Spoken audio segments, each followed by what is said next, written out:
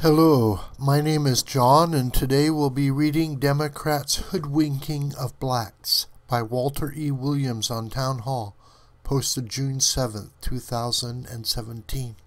Walter Williams is a very famous economics professor holding many degrees and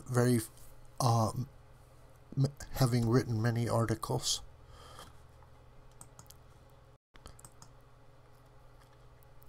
Ask any black person which political party has been black people's political ally.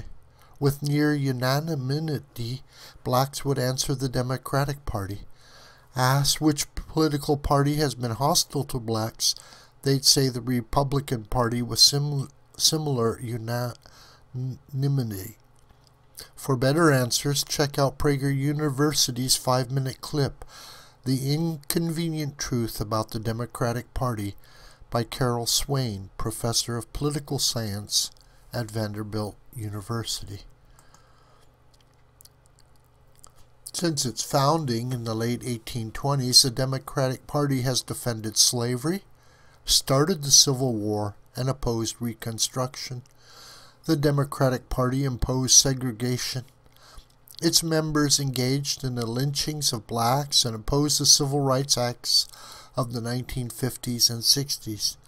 During Reconstruction, hundreds of black men were elected to Southern state legislators as Republicans, and 22 black Republicans served in the U.S. Congress by 1900. The Democratic Party did not elect a black man to Congress until 1935. The Ku Klux Klan was founded by a Democrat, Nathan Bedford Forrest, famous Confederate general, and fellow Confederate officers. President Woodrow Wilson was a progressive Democrat and an avowed racist who shared many views with the Ku Klux Klan. He resegregated the federal civil service. He screened the racist film The Birth of a Nation, originally titled The Klansman, at the White House. It was the very first movie ever played at the White House.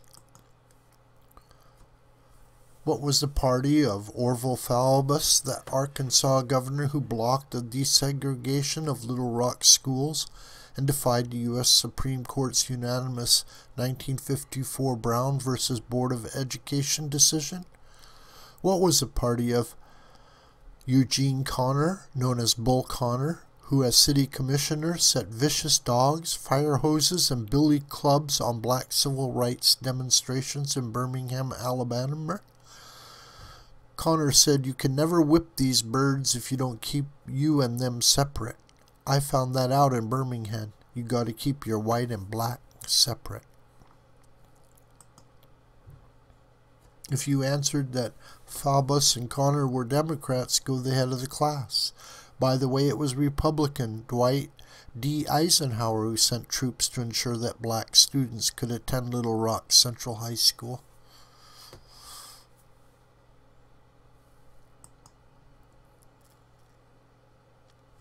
What was the political party of Alabama Governor George Wallace, who during the 1960s civil rights movement declared that he stood for segregation now, segregation tomorrow, and segregation forever, and blocked black students from entering the University of Alabama?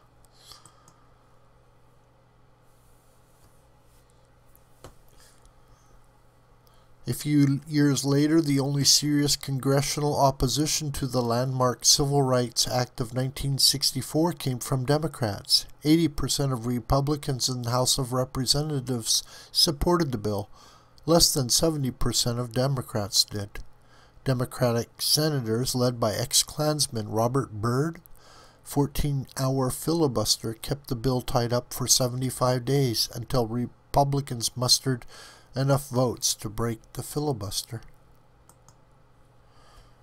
Labor unions have always been allied with the Democratic Party and have a history of racism.